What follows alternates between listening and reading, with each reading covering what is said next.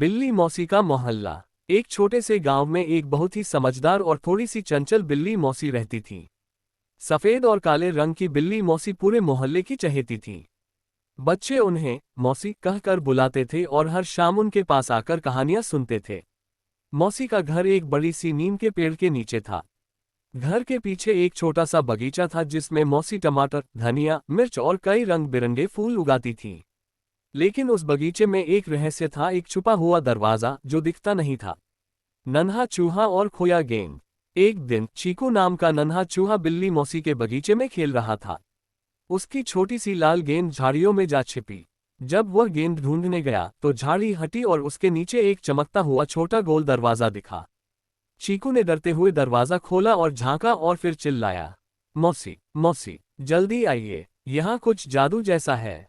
बिल्ली मौसी तुरंत भागते हुए आई, चश्मा ठीक किया और दरवाजे को गौर से देखा।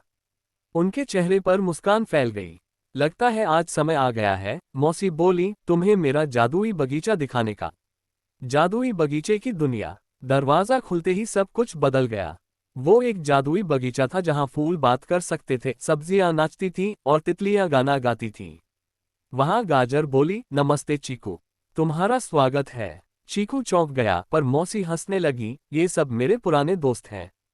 जब मैं बहुत छोटी थी तब मुझे ये जादुई दरवाजा मिला था। तब से मैं इस बगीचे की रखवाली करती हूँ।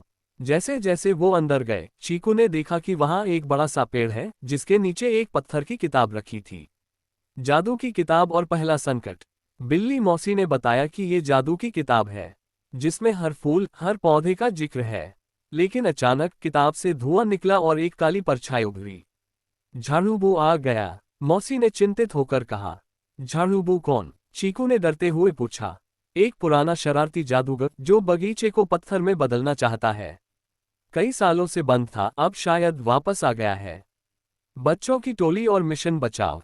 बिल्ली मौसी ने गांव के बच्चों की मदद मांगी। मीना गिलहरी, गुड्डू खरगोश, टोनी तोता और चीकू चूहा अब बन गए मौसी की जादुई टीम। उनका मिशन था, 1. 3 जादुई बीज ढूंढना। 2. उन्हें बगीचे की जादुई मिट्टी में लगाना। 3. और बगीचे की शक्ति फिर से जगाना। बीज 3 अलग अलग इलाकों में छिपे थे, सुगंध वन, बर्फीली गुफा और नीली झील। रोमांचक सफर। टीम ने सबसे पहले सुगंध वन की ओर रुख किया। वहां फूलों के बीच एक मधुमक्खी रानी मिली जिसने पहली परीक्षा दी। सच्चे दोस्त की पहचान बताओ, गुड्डू खरगोश ने कहा, जो गलती पर डांटे मगर साथ कभी न छोड़े। मधुमक्खी मुस्काए और उन्हें पहला बीज दे दिया। फिर वे पहुंचे बर्फीली गुफा जहां ठंड से सब कांपने लगे। टोनी तोते ने गाना गाया जिससे एक गर्म हवा निकली और रास्ता साफ हो गया। वहां से मिला दूसरा बीज। अंत में वे पहुंचे नीली झील जहां एक पानी का अजगर रास्ता रोककर खड़ा था। मीना गिलहरी ने समझदारी से उसे मीठा फल दिया और उसने रास्ता दे दिया।